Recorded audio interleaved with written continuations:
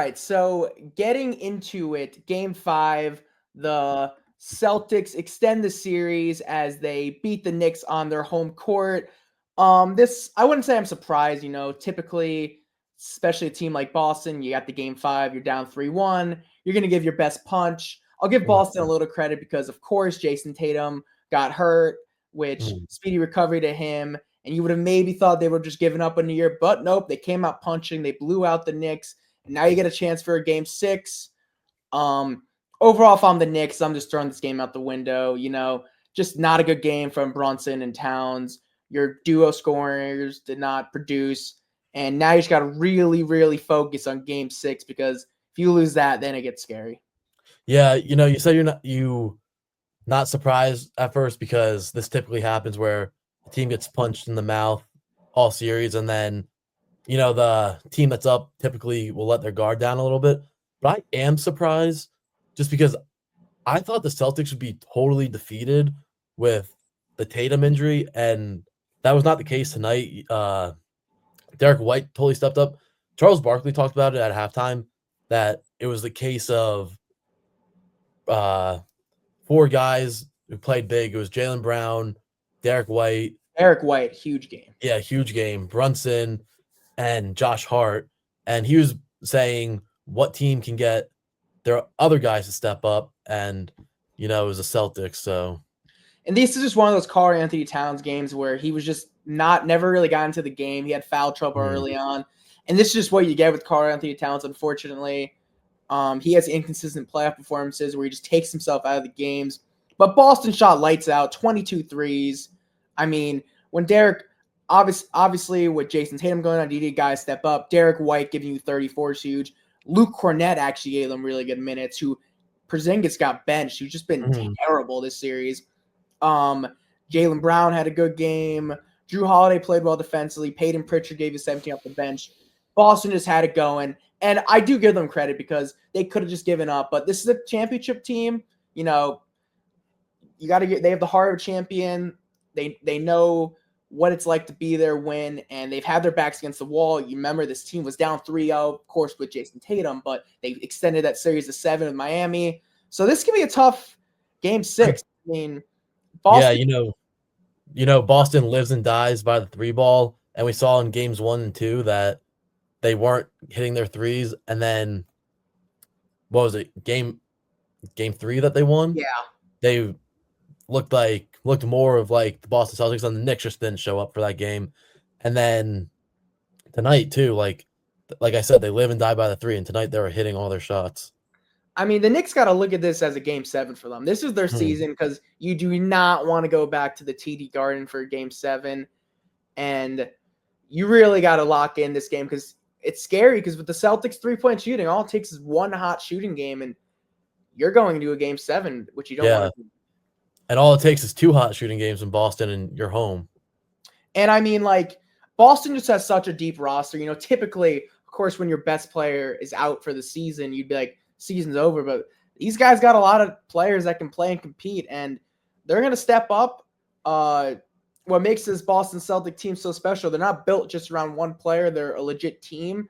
And when they're at their best, man, whether they're missing Jason Tatum or not, they're still very, very tough to beat. So game 6, massive, massive opportunity for the Knicks. They need to finish the series. Now the pressure's on them. I really think this was the first game where the pressure is on them. I even think when they were up 2-0, 2-1, it still felt a little like Cinderella, like I don't know about this yet, but now they're really expected to win, and let's see if they can finish the job. Yeah, it's crazy coming into the series how everyone was like, it was almost just a second thought that, oh, the Celtics are going to totally run the Knicks off the court, kind of. And that just wasn't the case. Games 1 and 2, both teams didn't really play great, but the Knicks in games like that, just their grittiness, their toughness, that wins them games. And we even saw throughout the year, I don't know what the exact record was, but the Celtics were good without Tatum. And last year, throughout the playoffs, Tatum, yes, is their best player. He wasn't their best player throughout the playoffs last year, and they won a championship. Yeah, so I still, if I'm a Knicks fan, I'm not panicking. I really think I would have picked Boston to win today. Mhm. I thought they would have won. And now you got to get your job done at Madison Square Garden, and that environment is going to be crazy. Just a wild, wild Friday for New York sports fans. I don't think anybody's leaving their couch Friday. If you're a big sports fan, we got Yeah, the you either Knicks in a closeout game against the defending champions at Madison Square Garden, or you got Yankees Mets Subway Series. I cannot wait. let me ask you, what game I guess I know the answer because you're a Yankee fan, but I was gonna say, what game would you rather go to? And I feel like it's just you're gonna say Yankees. Well, yes, because the Yankees, because also if you're going to the Knicks game, you're probably dropping about $9,000 more. Okay, say they were the same price. Yeah, I'm not a Knicks fan, so of course the Okay. Yankees. I'm going to the Sunday one. I'm excited for. I Hmm. think that environment's going to be crazy, and I wonder, like, I bet there's a few people that like got the money. You're choosing the Yankees game or the Knicks game, so it'll be Yeah, interesting what that's fans do. interesting. I wonder if they'll play the Knicks game at the Yankees game. I can Yeah, see they that do happening. sometimes. So I mean, the game this is the biggest game for Knicks history in the last 25 years. and I think it was game 2. They showed that when the Knicks won, they showed the eruption at Yankee Stadium. So Mhm. yeah, I mean, we'll see. I remember the one thing that gave me hope about the Knicks, and I'm not even a Knicks fan. I'm really a Nets fan, but obviously we root for the Knicks.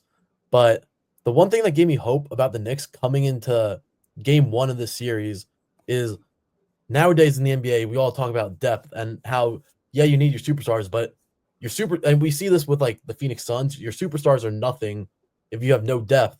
And it's not that the Knicks don't have depth. They have their depth, but their depth has not shown up all year. And now we're seeing They've shown up. yeah, now we're seeing the Mikal Bridges show up and like that third like 3 and D type guy in games against the Cavs, the Celtics, and who was the other team? Thunder, Thunder. they couldn't be any good team in the regular Yeah. season. So But yeah, I do want to give them some credit because we haven't got the chance to talk when they went up 3-1. I mean, that game 4 was just awesome. Pre-Tatum injury, they were still on their way to win that game. Brunson played great. Mikal Bridges is really the guy that's just I don't want to say surprised, but he struggled his first year in New York. I think Knicks fans would have considered him a disappointment until how well he's played in the fourth quarter, specifically these playoffs.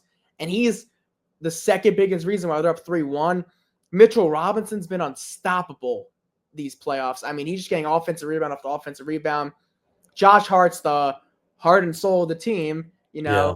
And Cat's had some good moments. I still would like to see the consistency with him, but he's a really good second scorer to have. OGs look great. I mean, the Knicks, they've just played awesome. I mean, they've really exceeded, I think, anyone's expectations, and now they're in a really, really good spot to win this series and have a legit shot to make the NBA Finals. And it's also so funny. We're talking about coming into this series.